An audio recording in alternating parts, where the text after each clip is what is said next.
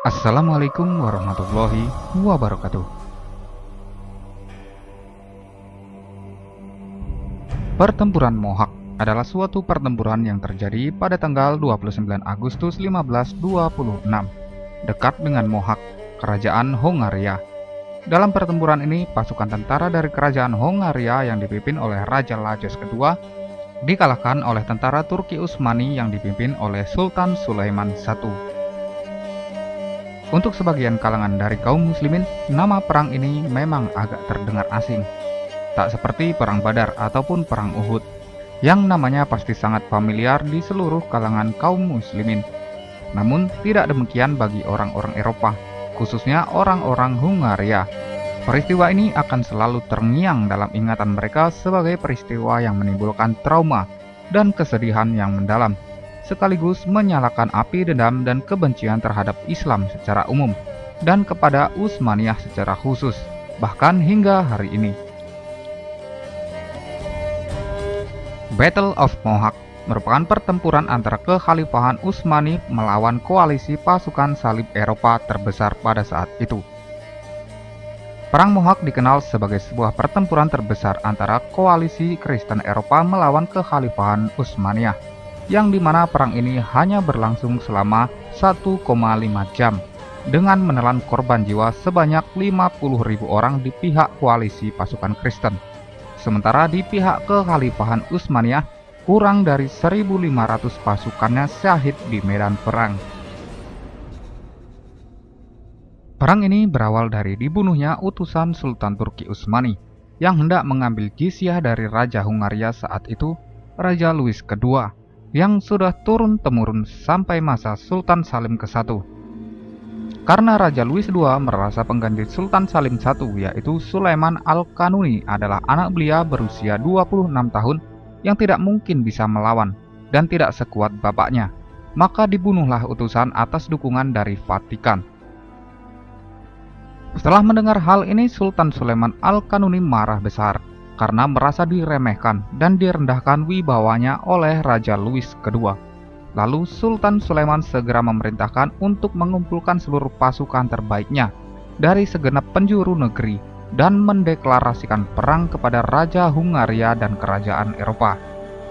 Lalu ia mempersiapkan pasukan perangnya dan bergegas ke Hungaria dengan pasukan kurang lebih 100.000 mujahid dengan 350 meriam dan 800 kapal perang. Untuk mencegah datangnya bala bantuan Eropa dan mengamankan perairan Laut Mediterania, Sultan Sulaiman memutuskan untuk memimpin sendiri pasukannya yang akan berjihad menuju Hungaria dengan menempuh jarak sekitar 1.000 km untuk mencapai medan pertempuran. Pasukan Islam menaklukkan daerah-daerah yang dilaluinya, di antaranya Belgrade, ibu kota Serbia. Ini dilakukan untuk mengamankan jalur kembali ataupun jalur mundur pasukan apabila pasukan Islam tertimpa kekalahan. Sementara itu, di dataran Eropa, Vatikan segera memobilisasi pasukan Eropa begitu mendengar keberangkatan pasukan Utsmani. Maka terbentuklah koalisi pasukan salib yang terdiri dari Kekaisaran Romawi, meliputi Spanyol, Jerman, Italia, Belgia, Swiss, Belanda, Luxembourg, dan sebagian Perancis. Kemudian Hungaria itu sendiri, Slovakia, Rumania, Serbia, Kroasia, Polandia, Kerajaan Bavaria, negara-negara kepausan, dan beberapa negara lainnya. Terkumpullah 200.000 pasukan salib bersenjata lengkap dari koalisi negara-negara tersebut, baik infanteri maupun kavaleri. Pasukan salib Mohawk dipimpin oleh sejumlah panglima terbaik dari Hungaria saat itu, di antaranya Raja Hungaria Louis II dan Paltomori, seorang pastor yang memimpin salah satu bagian pasukan untuk menebarkan semangat dalam jiwa mereka. My brothers, soon you will have to fight. You will have to kill other human beings. Pada sisi pasukan Islam terdiri dari tentara Turki Utsmani yang dilengkapi sejumlah meriam kuat dan diperkuat oleh satuan pasukan khusus Turki Utsmani yaitu Janissary. Dan pasukan ini dipimpin oleh panglima bagi seluruh kekuatan Islam Amirul Mukminin, Sultan Sulaiman Al-Kanuni. yang telah mengeluarkan perintah bagi seluruh pimpinan pasukan berupa penghancuran kekuatan musuh secara keseluruhan. Hari itu Ahad tanggal 29 Agustus 1526. Kedua pasukan bertemu di sebuah lembah bernama Mohak, yang kelak menjadi nama pertempuran akbar ini, terletak 170 km selatan Budapest, ibu kota Hungaria saat ini.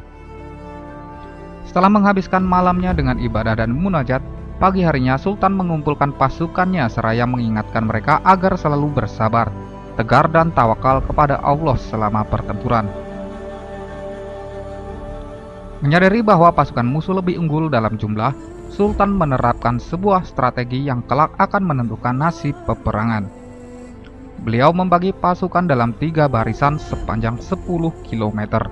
Barisan pertama diisi oleh pasukan elit Janissary, kemudian barisan kedua diisi oleh pasukan infanteri dan kavaleri biasa, dan barisan terakhir diisi oleh beliau sendiri beserta pasukan artileri atau meriam.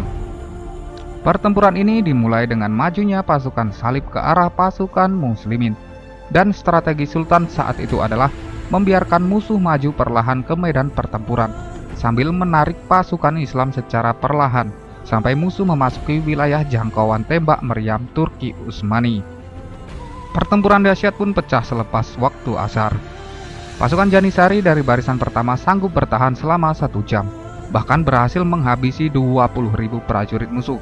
Setelah berlalu 1 jam, atas instruksi Sultan, barisan pertama membelah diri menjadi 2 bagian ke kanan dan ke kiri, dan membukakan jalan bagi pasukan Eropa untuk menyerang barisan kedua pasukan Islam. Pasukan Eropa lantas mengerahkan pasukan utamanya untuk menyerbu. Melihat hal itu, barisan kedua pasukan Islam segera mundur, dengan tujuan memancing pasukan Eropa menuju pasukan meriam di barisan ketiga. Merasa sudah unggul dan mengira kemenangan berada di pihak mereka, pasukan Eropa mengejar pasukan garis kedua sampai tidak menyadari formasi perang pasukan garis ketiga yang telah menunggu mereka. Sebanyak 100.000 pasukan Eropa telah terjebak oleh strategi jitu Sultan, sehingga tanpa sadar mereka sudah berada di tengah-tengah meriam pasukan muslimin. Pasukan garis ketiga telah siap dengan moncong-moncong meriam besarnya, dan letusan pertama meriam itu menyadarkan pasukan Eropa akan situasinya yang sudah terjebak. Tetapi semua sudah terlambat. Pasukan Janissary dan pasukan berkuda yang tadi dikejar oleh pasukan Eropa berbalik menghajar pasukan inti Eropa. Dentuman-dentuman meriam selanjutnya menjadi awal kematian tragis pasukan-pasukan inti Eropa. Sisa-sisa pasukan Eropa berusaha untuk mundur, namun tidak ada jalan yang terbuka bagi mereka, kecuali menuju sungai. Pasukan Eropa yang tersisa pun segera mundur menuju sungai, namun ini menjadi bencana tersendiri bagi mereka, dengan banyaknya pasukan yang mati karena berdesak-desakan dan tenggelam di sungai. Salah satunya adalah sang Raja Hungaria, Lajos II, yang mati tenggelam di sungai. Kematiannya ini menutup lembaran pertempuran besar ini. Pasukan aliansi salib Eropa benar-benar mengalami kekalahan telak, dan 70.000 pasukannya tewas. Kekalahan ini benar-benar mengguncang seluruh Eropa, sekaligus membuat mereka semakin membenci kaum muslimin. Kekalahan Eropa di perang ini membuat Eropa teracak-acak dan mengubah peta geopolitik Eropa. Bahkan kekalahan ini juga menyebabkan hancurnya kerajaan Hungaria dan membuat Hungaria terpecah hingga beberapa abad kemudian. Kekalahan ini juga dianggap oleh Hungaria sebagai kekalahan terbesar mereka. Oleh karenanya, hingga saat ini ada suatu ungkapan di antara orang-orang Hungaria yang mengatakan, kekalahan terburuk kita adalah di Mohak. Di pihak kaum muslimin, meskipun harus ditebus dengan gugurnya 1.500 orang dalam pertempuran ini, kemenangan dalam pertempuran ini benar-benar menjadi titik penting dalam penaklukan mereka di dataran Eropa. Kemenangan Utsmaniyah dalam perang ini menjadi kunci pembuka bagi penaklukan-penaklukan selanjutnya. Hanya dalam tempo singkat pasca perang ini, Utsmaniyah berhasil menaklukkan kota-kota besar lainnya di Eropa. Bahkan 3 tahun setelahnya, pasukan Utsmani berhasil mencapai Wina, salah satu kota terbesar Eropa kala itu. Dan tak kalah pentingnya, kemenangan kaum muslimin dalam perang ini membuat izah dan kekuatan kaum muslimin semakin disegani dan ditakuti musuh-musuh Islam. Pernahkah kita membaca kisah pertempuran ini dalam buku sejarah sekolah? Para pemalsu sejarah tidak ingin kita membaca sejarah Islam selain kegagalan, kekalahan, dan perpecahan.